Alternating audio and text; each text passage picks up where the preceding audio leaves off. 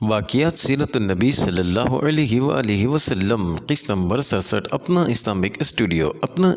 Studio کے معزز ناظرین، ہم آپ کو پچھلی قسط میں بتا رہے تھے کہ مشرکین کی سمجھ میں آ گیا کہ ان کی شامی تجارت اب مستقل خطرے کی زد میں ہے، لیکن ان سب کے باوجود وہ اپنے حماقت سے باز نہ آئے اور جوہینہ اور بنو زمرہ کی طرح صلح و صفائی کی راہ اختیار کرنے کی بجائے اپنے جذبہ غیظ و غضب اور جوش بغض و عداوت میں کچھ اور آگے بڑھ گئے، اور ان کے اکابر نے اپنی اس دھمکی کو عملی جامہ پہنانے کا فیصلہ کر لیا کہ مسلمانوں کے گھروں میں گھس کر ان کا صفایا کر دیا جائے گا۔ ناظرین، چنانچہ یہی تیش تھا جو انہیں میدان بدر تک لے آیا۔ ناظرین، باقی رہے مسلمان تو اللہ تعالی نے حضرت عبداللہ بن جحش رضی اللہ عنہ کے سریہ یعنی جنگ کے بعد شعبان 2 ہجری میں ان پر جنگ فرض قرار دے دی، اور اس سلسلے میں کئی واضح آیات نازل فرمائیں۔ ارشاد ہوا، اللہ کی راہ میں ان سے جنگ کرو جو تم سے جنگ کرتے ہیں، اور حد سے آگے نہ بڑھو، یقیناً اللہ حد سے آگے بڑھنے والوں کو پسند نہیں کرتا، اور انہیں جہاں پاؤ قتل کرو، اور جہاں سے انہوں نے تمہیں نکالا ہے وہاں سے تم بھی انہیں نکال دو، اور فتنہ قتل سے زیادہ سخت ہے، اور ان سے مسجد حرام کے پاس قتال نہ کرو یہاں تک کہ وہ تم سے مسجد حرام میں قتال کریں، بس اگر وہ وہاں قتال کریں تو تم وہاں بھی انہیں قتل کرو، کافروں کی سزا ایسی ہی ہے، بس اگر وہ باز آ جائیں تو بے شک اللہ غفور و رحیم ہے، اور ان سے لڑائی کرو یہاں تک کہ فتنہ نہ رہے اور دین اللہ کے لیے ہو جائے، بس اگر وہ باز آ جائیں تو کوئی تعدی نہیں مگر ظالموں ہی پر۔ ناظرین، اس کے جلد ہی بعد دوسری آیات نازل ہوئیں جن میں جنگ کا طریقہ بتایا گیا اور اس کی ترغیب دی گئی، اور بعض احکامات بھی بیان کیے گئے ہیں۔ چنانچہ ارشاد ہے، بس جب تم لوگ کفر کرنے والوں سے ٹکراؤ تو گردنیں مارو یہاں تک کہ جب انہیں اچھی طرح کچل لو تو جکڑ کر باندھو، اس کے بعد یا تو احسان کرو یا فدیہ لو یہاں تک کہ لڑائی اپنے ہتھیار رکھ دے، یہ ہے تمہارا کام، اور اگر اللہ چاہتا تو خود ہی ان سے انتقام لے لیتا، لیکن وہ چاہتا ہے کہ تم میں سے بعض کو بعض کے ذریعے آزمائے، اور جو لوگ اللہ کی راہ میں قتل کر دیے جائیں اللہ ان کے اعمال کو ہرگز رائے گا نہ کرے گا، اللہ ان کی رہنمائی کرے گا اور ان کا حال درست کرے گا، اور ان کو جنت میں داخل کرے گا جس سے ان کو واقف کر چکا ہے۔ اے اہل ایمان، اگر تم نے اللہ کی مدد کی تو اللہ تمہاری مدد کرے گا اور تمہارے قدم ثابت رکھے گا۔ ناظرین، اس کے بعد اللہ تعالیٰ نے ان لوگوں کی مذمت فرمائی جن کے دل جنگ کا حکم سن کر کانپنے اور دھڑکنے لگے تھے۔ فرمایا، تو جب کوئی محکم صورت نازل کی جاتی ہے اور اس میں قتال کا ذکر ہوتا ہے تو تم دیکھتے ہو کہ جن لوگوں کے دلوں میں بیماری ہے وہ تمہاری طرف اس طرح دیکھتے ہیں جیسے وہ شخص دیکھتا ہے جس پر موت کی غشی طاری ہو رہی ہو۔ ناظرین، حقیقت یہ ہے کہ جنگ کی فرضیت و ترغیب اور اس کی تیاری کا حکم حالات کے تقاضے کے عین مطابق تھا، حتیٰ کہ اگر حالات پر گہری نظر رکھنے والا کوئی کمانڈر ہوتا تو وہ بھی اپنی فوج کو ہر طرح کے ہنگامی حالات کا فوری مقابلہ کرنے کے لیے تیار رہنے کا حکم دیتا، لہٰذا وہ پروردگار برتر کیوں نہ ایسا حکم دیتا، ناظرین، جو ہر کھلی اور ڈھکی بات سے واقف۔ ناظرین، حقیقت یہ ہے کہ حالات حق و باطل کے درمیان ایک خون ریز اور فیصلہ کن معرکے کا تقاضا کر رہے تھے، خصوصاً سریہ عبداللہ بن جحش رضی اللہ عنہ کے بعد، جو کہ مشرکین کی غیرت و حمیت پر ایک سنگین ضرب تھی اور جس نے انہیں کباب سیخ بنا رکھا تھا۔ ناظرین، احکام جنگ کی آیات کے سیاق و سباق سے اندازہ ہوتا ہے کہ خونریز مارکے کا وقت قریب ہی ہے اور اس میں آخری فتح و نصرت مسلمانوں ہی کو ہی نصیب ہوگی۔ آپ اس بات پر نظر ڈالیے کہ اللہ تعالیٰ نے کس طرح مسلمانوں کو حکم دیا ہے کہ جہاں سے مشرکین نے تمہیں نکالا ہے اب تم بھی وہاں سے انہیں نکال دو۔ پھر کس طرح اس نے قیدیوں کے باندھنے اور مخالفین کو کچل کر سلسلہ جنگ کو خاتمے تک پہنچانے کی ہدایت دی ہے جو ایک غالب اور فاتح فوج سے تعلق رکھتی ہے۔ ناظرین، یہ اشارہ تھا کہ آخری غلبہ مسلمانوں ہی کو نصیب ہوگا، لیکن یہ بات پردوں اور اشاروں میں بتائی گئی تاکہ جو شخص جہاد فی سبیل اللہ کے لیے جتنی گرم جوشی رکھتا ہے اس کا عملی مظاہرہ بھی کر سکے۔ ناظرین، پھر انہی دنوں شعبان سن 2 ہجری بمطابق فروری سن 624 سن عیسوی میں اللہ تعالیٰ نے حکم دیا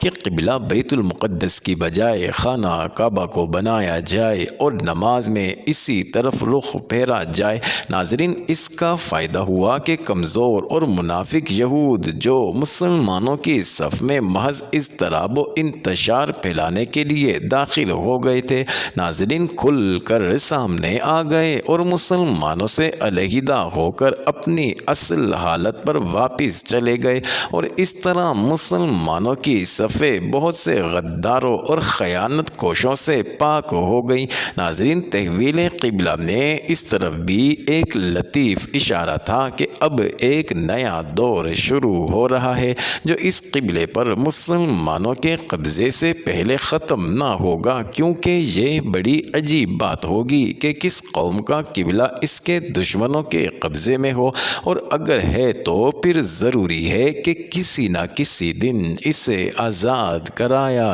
جائے۔ ناظرین، ان احکام اور اشاروں کے بعد مسلمانوں کی نشاط میں مزید اضافہ ہو گیا اور ان کے جہاد فی سبیل اللہ کے جذبات اور دشمن سے فیصلہ کن ٹکر لینے کی آرزو کچھ اور بڑھ گئی۔ ناظرین، سریہ عبداللہ بن جحش رضی اللہ عنہ بعض اعتبارات سے بڑی اہمیت کا حامل ہے، اس لیے کہ اس کے دوران مسلمانوں کی جانب سے پہلا قتل ہوا، پہلے قیدی ملے، پہلی غنیمت ملی، امیر لشکر کو پہلی بار ناظرین امیر المومنین کا خطاب ملا اور انہوں نے اپنی طرف سے پہلا اجتہاد کیا۔ ناظرین، بعد میں خلفائے راشدین میں سب سے پہلے حضرت عمر رضی اللہ عنہ امیر المومنین کے لقب سے پکارے گئے۔ ناظرین، حضرت عروہ بن زبیر رضی اللہ عنہ کا بیان ہے کہ غزوہ بدر اور دوسری تمام لڑائیاں جو قریش کے ساتھ ہوئی، ان سب کا سبب یہی عمر بن الحضرمی کا قتل تھا جو عبداللہ حضرمی کا بیٹا تھا۔ ناظرین، گرفتار ہونے والے بھی با اثر لوگ تھے۔ طبری کے بیان کے مطابق جنگ بدر اور دوسری لڑائیاں جو مسلمانوں اور کافروں کے درمیان ہوئی، ان سب کا سبب عمر بن عبداللہ الحضرمی کا قتل تھا۔ ناظرین، یہ چند سرایا اور غزوات جو غزوہ بدر سے پہلے ہوئے، ان میں سے کسی میں بھی لوٹ مار اور قتل و غارت گیری کی نوبت نہیں آئی جب تک کہ مشرکین نے کرز بن جابر فہری کی قیادت میں لوٹ مار نہیں کی۔ ناظرین، اب تک مسلمانوں نے جو مہمیں روانہ کی، ان کا مقصد حفاظت خود اختیاری تھا، لیکن لوٹ مار کی ابتدا مشرکین نے اپنی طرف سے کی۔ ناظرین، قریش نے ہجرت کے ساتھ ہی مدینہ پر حملہ کی تیاریاں شروع کر دی۔ عبداللہ بن ابی کو خط لکھ بھیجا کہ یا محمد صلی اللہ علیہ وآلہ وسلم کو قتل کر دو یا ہم آ کر ان کے ساتھ تمہارا بھی فیصلہ کر دیتے ہیں۔ ناظرین، قریش کی چھوٹی چھوٹی ٹکڑیاں مدینہ کی طرف گشت لگاتی رہتی تھی۔ ناظرین، کرز بن جابر فہری مدینہ کی چراگاہوں تک آ کر غارت گری کر گیا تھا۔ حضرت ذر رضی اللہ عنہ یعنی حضرت ابو ذر رضی اللہ عنہ کے صاحب زادے کو شہید کر دیا گیا تھا۔ ناظرین، حملے کے لیے سب سے ضروری چیز مصارف جنگ کا بندوبست تھا، اس لیے اب کے موسم میں قریش کا جو کاروان تجارت شام کو روانہ ہوا، ناظرین اس سر و سامان سے روانہ ہوا کہ مکہ کی تمام آبادی نے جس کے پاس جو رقم تھی کل کی کل دے دی۔ نہ صرف مرد بلکہ عورتیں جو کاروبار و تجارت میں بہت کم حصہ لیتی تھی، ان کا بھی ایک ایک فرد اس میں شریک تھا۔ ناظرین، قافلہ ابھی شام کے لیے روانہ نہیں ہوا تھا کہ عمر بن عبداللہ الحضرمی کے قتل کا واقعہ پیش آ گیا جس نے قریش کی آتش غضب کو اور بھڑکا دیا۔ اسی اثنا میں یہ غلط خبر مکہ معظمہ میں پھیل گئی کہ مسلمان قافلہ لوٹنے کے لیے آ رہے ہیں۔ ناظرین، قریش کے غیظ و غضب کا بادل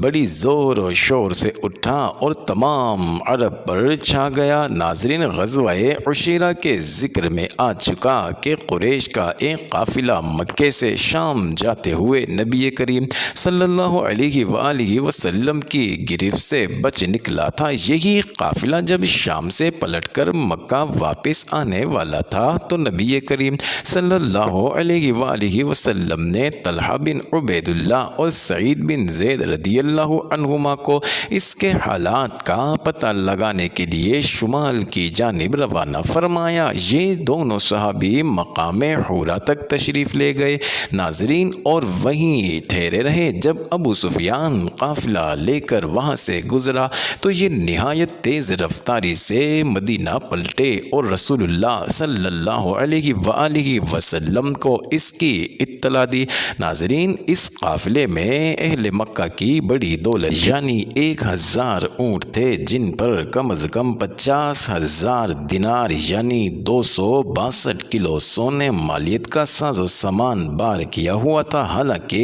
اس کی حفاظت کے لیے صرف 40 آدمی تھے۔ ناظرین، اہل مدینہ کے لیے یہ بڑا زرین موقع تھا، جبکہ اہل مکہ کے لیے اس مال فراواں سے محرومی بڑی زبردست فوجی، سیاسی اور اقتصادی مارکی حیثیت رکھتی تھی۔ اس لیے رسول اللہ صلی اللہ علیہ وآلہ وسلم نے مسلمانوں کے اندر اعلان فرمایا کہ یہ قریش کا قافلہ مال و دولت لیے چلا آ رہا ہے، اس کے لیے نکل پڑو۔ لیکن آپ صلی اللہ علیہ وآلہ وسلم نے کسی پر روانگی ضروری نہیں قرار دی، بلکہ اسے محض لوگوں کی رغبت پر چھوڑ دیا، کیونکہ اس اعلان کے وقت یہ توقع نہیں تھی کہ قافلے کے بجائے لشکر قریش کے ساتھ میدان بدر میں ایک نہایت پرزور ٹکر ہو جائے گی، اور یہی وجہ ہے کہ بہت سے صحابہ کرام رضی اللہ عنہم مدینہ ہی میں رہ گئے۔ ناظرین، ان کا خیال تھا